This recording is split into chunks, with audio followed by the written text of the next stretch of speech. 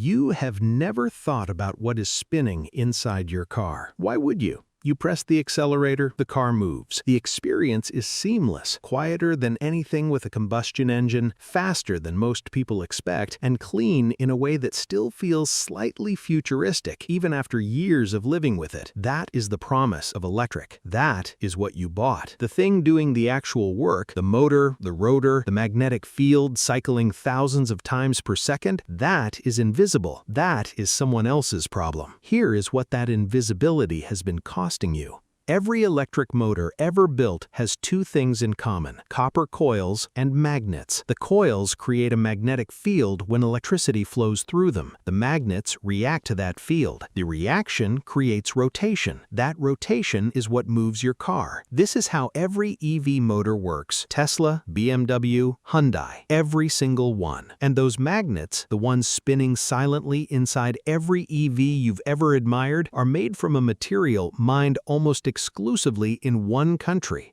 a country that restricted its exports of that material in 2023 and again in 2024. A country that at any moment it chooses can make every electric motor in every EV on the road more expensive to build, more vulnerable to supply chain disruption, and more dependent on a geopolitical relationship that nobody in the American auto industry is comfortable talking about openly. You didn't buy a motor, you bought an exposure, and nobody told you. Now, what if there's a motor already built, already tested, already running in a vehicle that uses no copper coils in the rotor and no magnets of any kind, and is more efficient than anything Tesla has ever built? If that just made something shift, stay with this, because what you're about to hear is one of those stories that makes you wonder how long it was sitting in plain sight before anyone decided to look directly at it. The motor I'm about to show you is called the Switched Reluctance Motor, or SRM. It's been around since 1838. That's not a typo. 1838.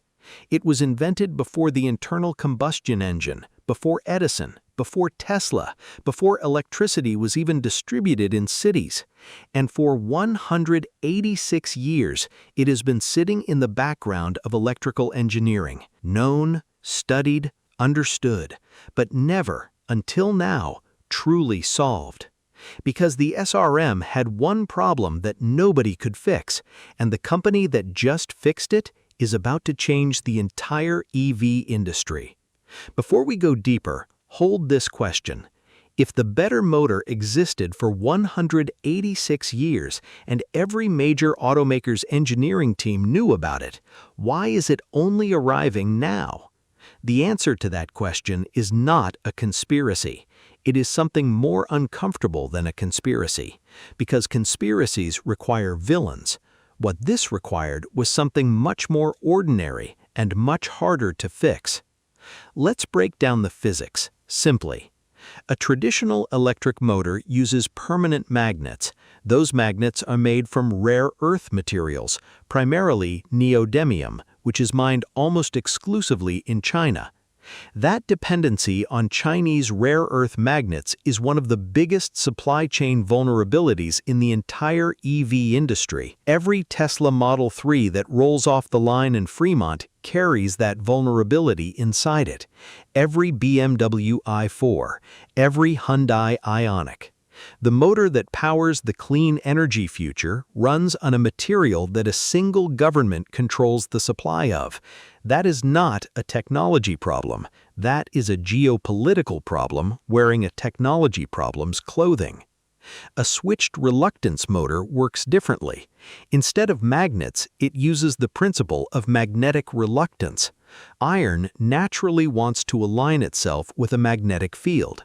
Picture the way a compass needle snaps toward north, not because something is pushing it, but because the field itself pulls it into alignment. The SRM exploits that natural tendency.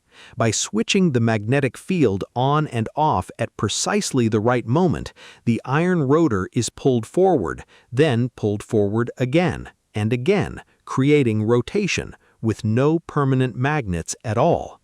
And because there are no copper coils in the rotor, Only in the stator, the rotor has almost no weight. Less weight means less inertia. Less inertia means faster response. Faster response means better performance. On paper, the SRM is superior to every motor in every EV on the road today. So why isn't every EV using it? The SRM had one flaw that made it unusable in a consumer vehicle: noise and vibration. Because the rotor is being magnetically pulled at each pole, the switching creates a torque ripple, a pulsing, uneven rotation.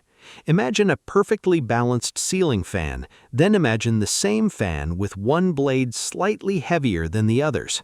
At low speed, you barely notice. At high speed, the whole fixture shakes.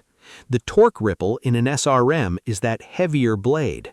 At automotive speeds, it doesn't just feel wrong, it sounds wrong, like something is about to fail. For 186 years, engineers tried to solve the torque ripple problem. They redesigned the pole geometry. They tried different steel alloys. They experimented with control algorithms. Nothing worked good enough for mass-market automotive use. This is one of those engineering problems that is perfectly understood in theory and perfectly stubborn in practice. The math told you what was happening. The math could not tell you how to stop it, not at the precision, not at the speed, and not at the cost that a consumer vehicle required. Until a company called Turntide Technologies, backed by Amazon, BMW, and Energy Impact Partners, solved it with software.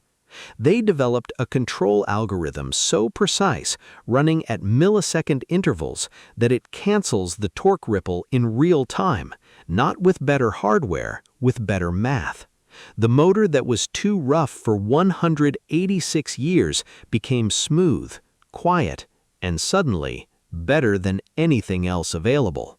Think about what that actually means. The barrier was never the motor. The motor was always right. The barrier was the computational speed required to correct the motor's only flaw fast enough that a human inside the vehicle could not feel it. And the reason that barrier fell now and not in 1990, not in 2005, not in 2015, is that the processing power required to run that algorithm at automotive scale only became affordable in the last few years. The motor waited 186 years for a microchip to catch up with it. Here is why the EV industry should be paying attention. The SRM uses 0 rare earth magnets. That means no exposure to Chinese magnet supply chains, no price spikes when China restricts rare earth exports, which happened in 2023 and again in 2024. The motor is built from iron and copper-free steel, two of the most abundant materials on Earth. The supply chain risk that every current EV manufacturer is managing, hedging against, and quietly losing sleep over simply does not exist for an SRM-powered vehicle. The SRM runs efficiently across a wider RPM range than permanent magnet motors. A Tesla permanent magnet motor is optimized for a specific RPM band. Outside that band, efficiency drops. The SRM maintains near-peak efficiency from low speed to highway speed, which translates directly to range. Not range on a spec sheet, range in the real conditions you actually drive in: stop-and-go traffic, highway merging, cold mornings, mountain grades. Manufacturing cost is lower. No rare earth materials to source, no magnet assembly process, simpler mechanical construction, and the rotor, because it has no copper, runs cooler. Cooler means less thermal management. Less thermal management means a lighter, simpler, less expensive vehicle. Toyota, Stellantis, and several Chinese automakers are already in licensing talks with Turntide. If even one major EV maker adopts this motor for their next platform, the rare earth magnet industry, worth $5 billion annually, faces an existential threat, not a disruption, a structural displacement of the kind that doesn't reverse. Now here is the part that nobody wants to talk about. The SRM was not a secret. Every major automaker's engineering team knew about it: Toyota, VW, GM, Ford, Tesla. Tesla in particular had researchers who studied SRM technology extensively in the early 2010s. Elon Musk chose permanent magnet motors because at the time the software to control SRM torque ripple didn't exist at scale. A reasonable decision, the right decision, given what was available. You do not stake a company's future on a motor that in the laboratory solves beautifully and at road speed sounds like it is coming apart. But Tesla has now built its entire powertrain strategy, billions in manufacturing tooling around permanent magnet motors. The gigafactories, the supplier relationships, the engineering teams, the production lines, all of it calibrated for a motor architecture that Turntide just made suboptimal. Switching now would mean admitting their current motors are not optimal, rebuilding manufacturing lines, retraining engineers, taking a write-down on infrastructure that is years old and still being expanded. So what does Tesla do? They continue improving the permanent magnet motor they have, while the motor they should have built waits. And this is the answer to the question from the beginning. The better motor existed for 186 years. Every engineering team knew. Nobody acted. Not because of suppression, not because of conspiracy, but because of something far more ordinary. Sunk cost, path dependency, the compounding weight of decisions already made and infrastructure already built. The SRM didn't need a villain to keep it waiting, it just needed everyone to be slightly more invested in the current answer than they were curious about the better one. That is how the best technology loses, not in a dramatic showdown, in a quarterly budget meeting. The best technology doesn't always win. The technology that is best supported wins. The SRM was always the better motor, but it needed the right software, the right moment, the right company. Turntide may have just provided all three, and if the next generation of EVs start shipping with motors that need no rare earth magnets, that use no copper coils in the rotor, that run quieter, cooler, and more efficiently than anything on the road today, the question every current EV manufacturer will face is not whether to adopt it. The question is whether they can afford to wait long enough to pretend they never were behind. That question does not have a comfortable answer, and it's not going to be answered in a press release. The Dravexa community is where people who want the real answer come to follow the story, not the version that gets cleaned up for earnings season, but the version that lives in the engineering, in the supply chain decisions, in the licensing talks happening right now between Turntide and the automakers who are quietly running the numbers and finding out that the math no longer works in their favor. If that's the version you want, subscribe, because the next video is about the battery they've been suppressing for 40 years, and it just got rebuilt, and the story behind why it took this long is even more unsettling than this one.